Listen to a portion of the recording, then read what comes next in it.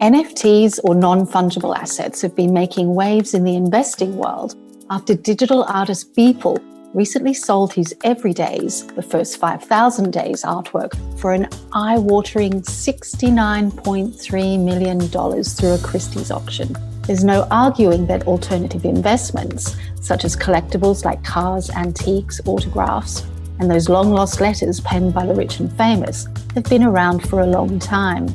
But would you be willing to drop $2.5 million on Twitter founder Jack Dorsey's first tweet?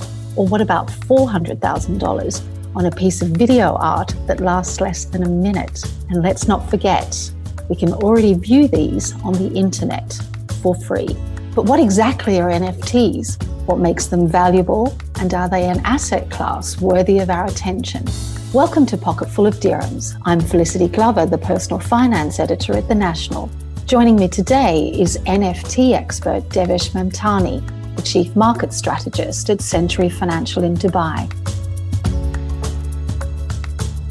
Welcome to the show, Devesh. Thank you for having me, Felicity. You're welcome. So tell me, what is a non-fungible token? Are they a currency, an asset, a licensing instrument? Non-fungible token, NFTs, are the most heard word in the crypto space or in the world right now.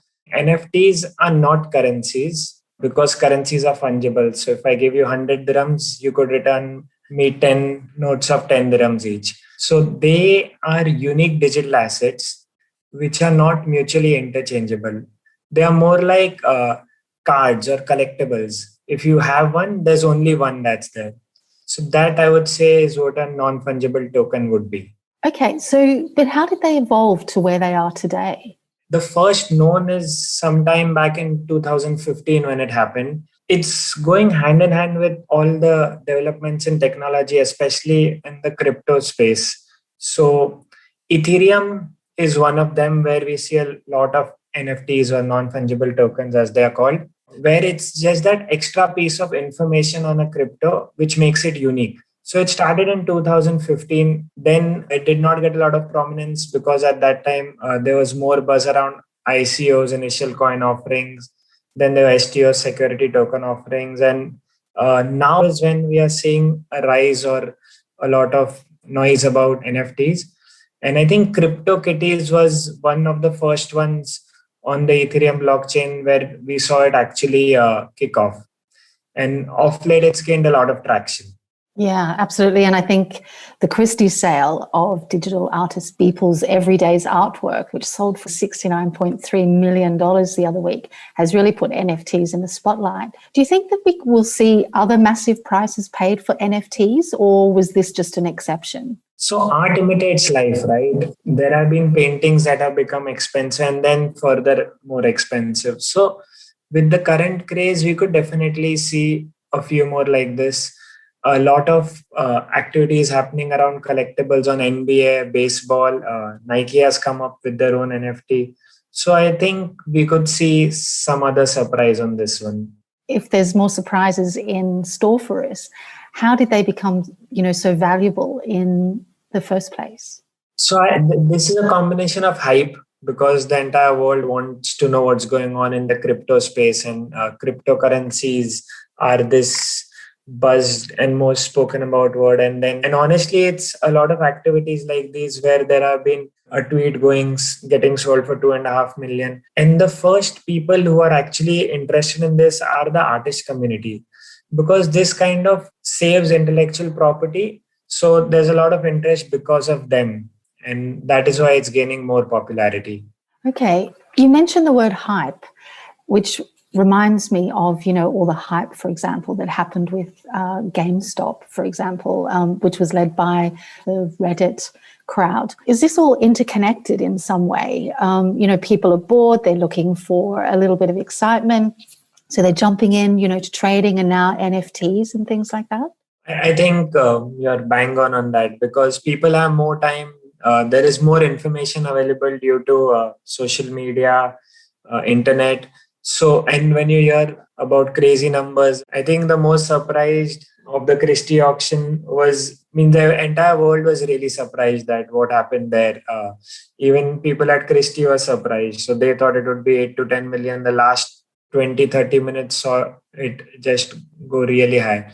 So it's a lot of time on their hands, fear of missing out, I would say. And then just the thought of probably owning something, so what NFTs provide is you own something digital, you own a digital asset. So it's like probably I can own something and that can be passed on generation to generation, and just that feel around it.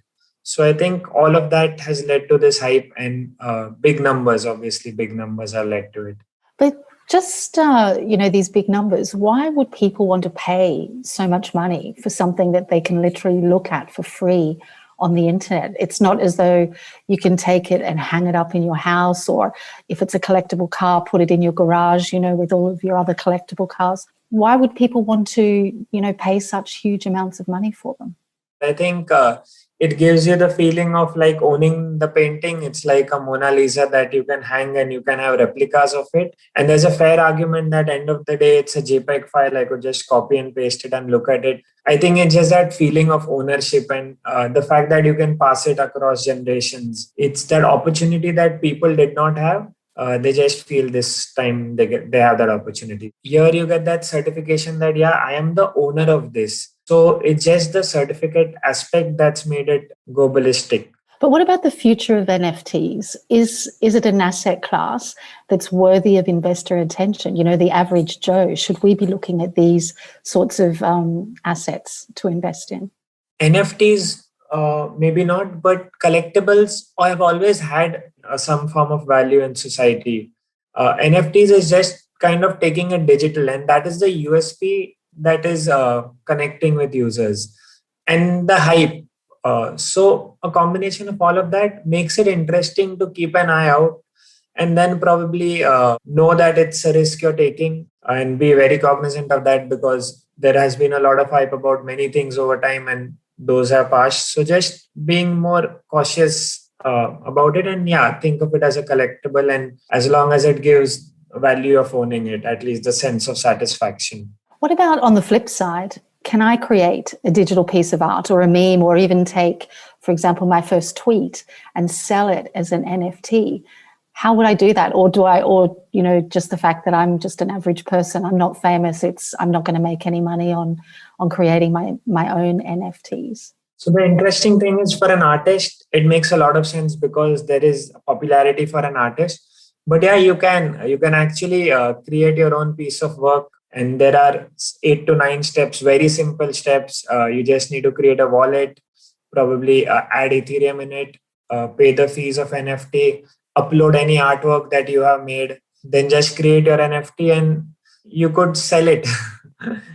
I think I might be a new career for me, maybe. That would be fun. Okay, so do you have any thoughts on up-and-coming digital artists that we should look out for if we wanted to invest in NFTs? I mean, at the moment, people at the level of, say, Beeple are completely out of our, range, I think. But what about up-and-coming ones that, we could jump into now and perhaps make money on, in the future?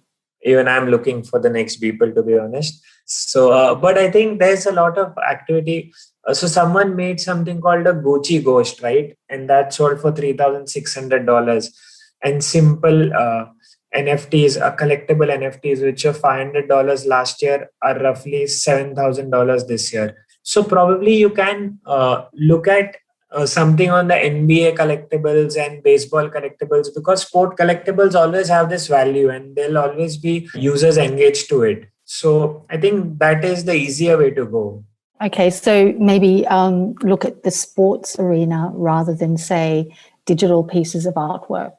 And finally, what are your top tips to invest in NFTs? Are there any pitfalls, for example, that we need to be aware of before taking the leap? There are actually 3 major pitfalls, I think, over here. And the first one is the most important one. So the USP that NFTs come with is this certificate or this license which says it's genuine. And the USP is that it cannot be hacked. However, there have been sightings in the past where there has been hacking. Hackers have stolen digital artwork worth thousands of dollars from users' accounts at a few places, some marketplaces. So it kind of questions the entire USP. The reason why digital artists and everyone was gaining value, or it was gaining attention, was once you own it, or once you own the piece, you could set royalties. You could always have a sale price that you want, and wherever the genuine one is used, you always get an income stream. So I think the first one is, if it's hackable, that is scary, because cryptocurrencies have been hacked in the past, and NFTs more recently. So I think one, that is the first pitfall. Second, it is illiquid. So it's like not too many people who are buying or selling. That said, there's a lot of craze. So I think that increases in the near future. But maybe 1 year down the line, there is no one interested, because tech changes, right? Throughout time, tech has changed. Maybe JPEGs are not the way forward. Maybe there's another technology. So it's illiquid. And the third, I would say, sustainability. Roughly 700 Visa transactions is the cost of, say, a cryptocurrency transaction. The entire energy use is really high. So already a lot of people are protesting, saying that the energy wasted or spent on this is way more. And in fact, Ethereum, the cryptocurrency, the energy used by that is more than Libya. Wow. There'll be a lot of hue and cry and people not willing to accept it in its current form. So maybe there is a middle solution, and that will probably make it tick. So if you're a sustainable or impact investor, perhaps NFTs are not for you. Impact investor may argue and say that it's impacting the lives of digital artists, but a sustainability investor definitely not, because the energy usage in this space is way more than what probably the world can afford to after a few years. Thank you very much for joining us this week, Devesh. It's really quite fascinating, the world of NFTs. Thank you, Felicity. Yeah, definitely. It's fascinating and it's new. So there'll always be more info around it. Thank you this week to Devesh Mamtani. If you would like advice on your personal finance issues, you can write to me at pf@thenational.ae. And remember, PF stands for Personal Finance. Please do subscribe to Pocketful of Dirhams on your podcasting app to receive weekly updates. And also leave us a review so we know what you think. This episode was produced by Arthur Edison, and I've been your host, Felicity Glover.